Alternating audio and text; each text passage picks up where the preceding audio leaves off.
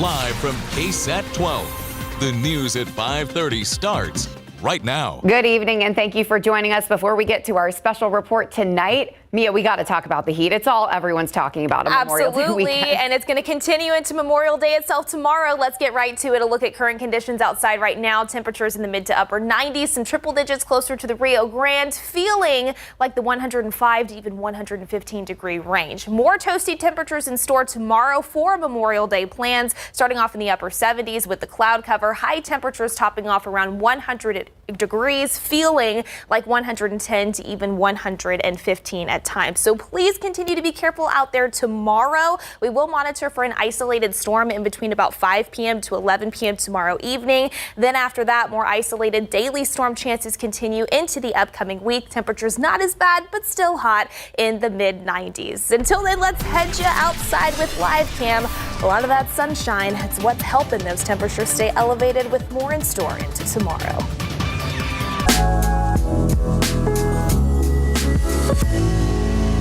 Welcome to KSAT's Common Grounds, a show about topics affecting South Texas. We're here at Gold off of South Flores for some great coffee and what we think some great conversation. And today's is going to center around school vouchers. It's a topic that is ground zero in one South Texas district in particular. Incumbent John Kemple is against school vouchers. His challenger, Alan Schoolcraft, funded by Greg Abbott and others, is for school vouchers. Here's both candidates laying out their case. When did school vouchers become a litmus test for whether you're actually a conservative or not? And is it a litmus test? I mean, I don't would have you believe that. Yeah, it seems, it's some kind of cleanse, a litmus test, as you put it.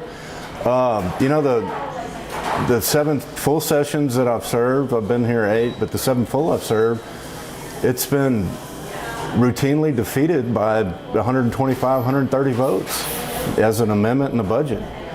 And until this time, this past session, it was the #1 issue.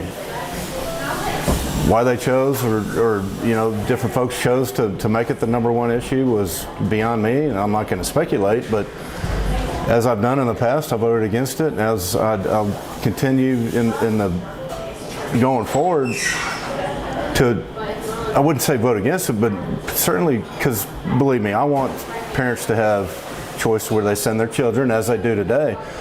But we've got to put the children first to make sure that all the children have the same advantages, the same benefits, the same opportunities, and they're all fair.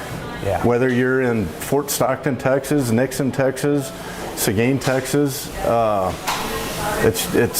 we've got to be fair and equitable for every child in every community.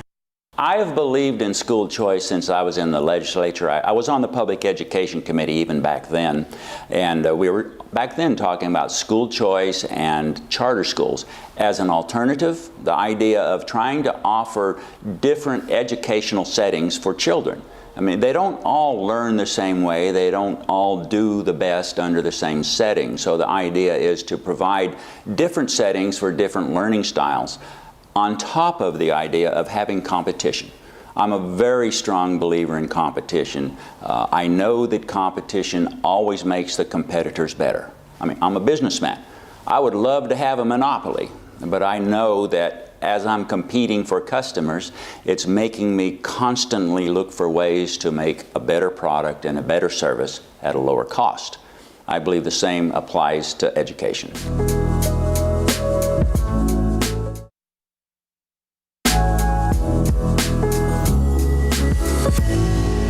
Did you ever think, though, you would become the target of a Republican governor who you've largely supported in everything that he's asked for, a Republican lieutenant governor, and a Republican attorney general? The one thing I have learned, Steve, is always expect the unexpected. The only thing certain is that certainty is uncertainty. Yeah. And it's just how it is this time, and that's fine. So I'm supporting a system that, we can see from other states and that just doesn't work. Just from a basic economic standpoint, the cost of it would be debilitating for my communities, my schools, our local economies, and I'm just not going to stand for it and watch it go. Yeah, you wouldn't change a thing voting wise, knowing what you know now and how you become a target. Would you have changed any vote that you had? You know, sitting here today, what I've gone through, if that vote were in front of me right now, I'd take the same exact vote. Do you see it as anti-public education has kind of been how it's been couched by some of the other the opponents of school choice frame it as you can either be for school choice or you can be for public education, you know, but I totally disagree with that. I am for education. I am for the students. I believe that public education has a very important role for that. And I think they provide services and settings that probably most students will thrive in or can thrive in if it's done well. So I totally support public education, and I do not believe that supporting school choice as an option in any way will hurt public education. You keep saying school choice. Are you sensitive to the word voucher when people call it a voucher program? Do you think that's an accurate description? The only reason I say school choice and because vouchers connotate something like it's a one-time you just hand over a voucher and have your education. But the proposal that was being debated and that the governor pushed last time wasn't for vouchers, it was for education savings accounts. And those work very similar to a health savings account in that money is deposited into an account and then dispersed from that account on a quarterly system. So it's just a different concept. I'm just trying to be more accurate when I talk about it. All right, welcome back, everybody. Wanted to continue our conversation on the very hot conditions expected into Memorial Day before we get you back to our special report programming. A high temperature look at tomorrow. Upper 90s, triple digits expected yet again. Humidity is still going to be with us, so check out your forecast heat index values by this time tomorrow. Again, very hot, potentially dangerously hot if we're not taking breaks from the heat, staying hydrated with those feels like temperatures climbing into the 110 to 115 degree range. So somewhat similar to what we've seen the past several days. A change, though, in the form of an isolated storm chance arrives by Monday evening, specifically in between about 5 p.m. to 11 p.m. A few storms will be possible. Better chances the farther north and west that you go. It's not going to be for everybody, but if we do find a storm that requires some extra attention, could sit on the strong to maybe even severe side, a wind and hail concern would be what we monitor there. Again, after that, daily isolated storm chances continue, so most of us missing out every day, unfortunately. At least it's something, though. High temperatures still warmer than average for this time of year, but not as bad, topping off in the mid-90s.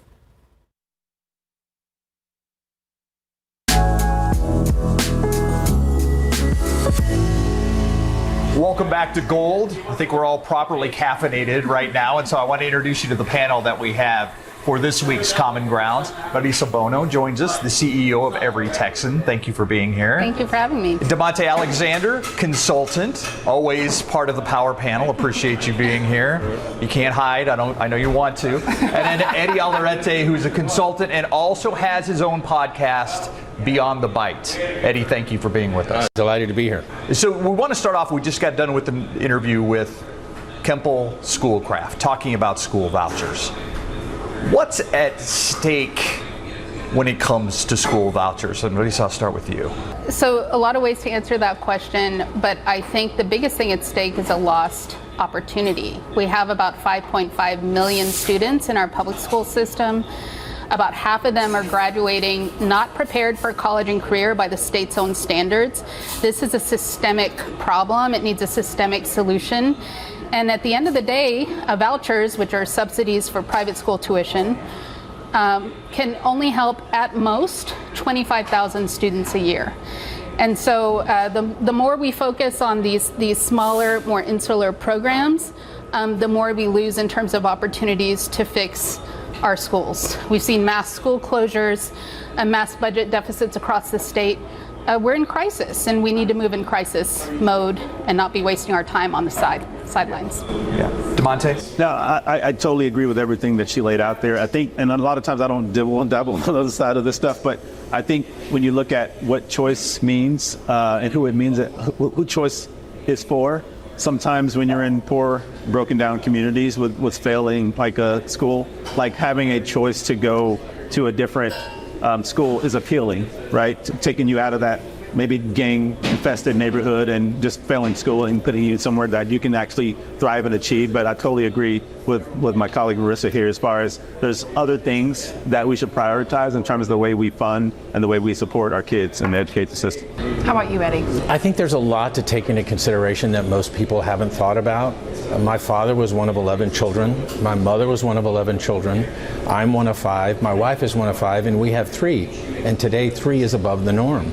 So we're not producing enough children in this country to replace the current population.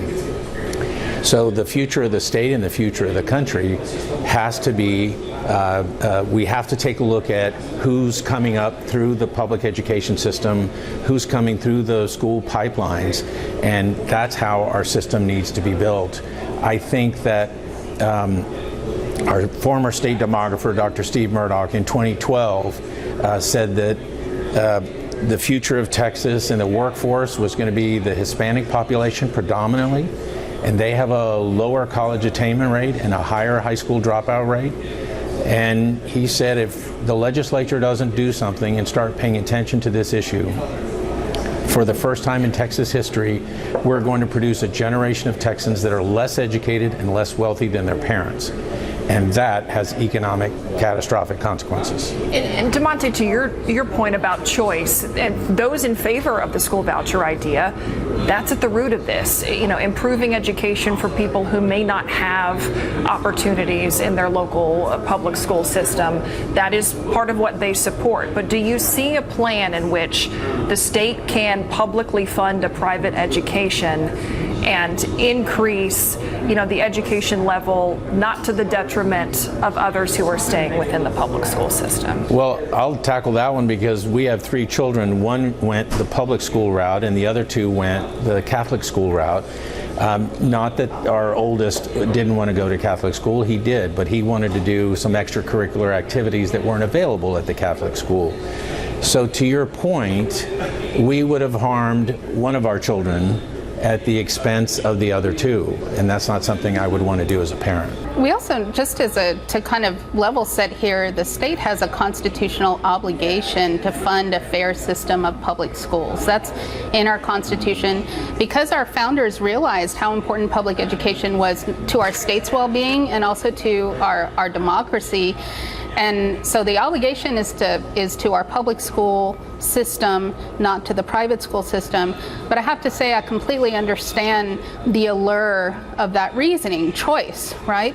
Everyone should have a choice to find the best setting for their kids.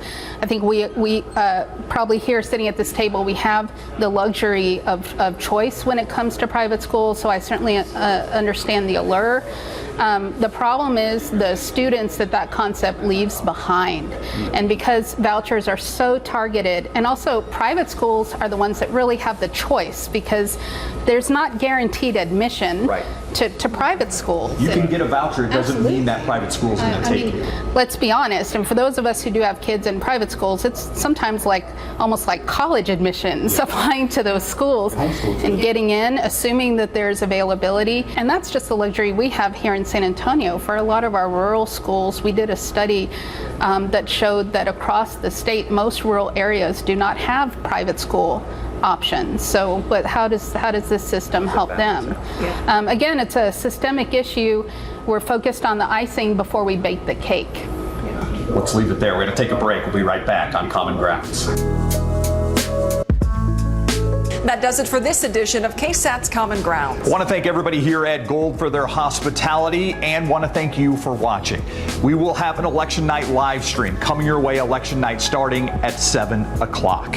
Until then, for all of us at KSAT 12, thanks for watching.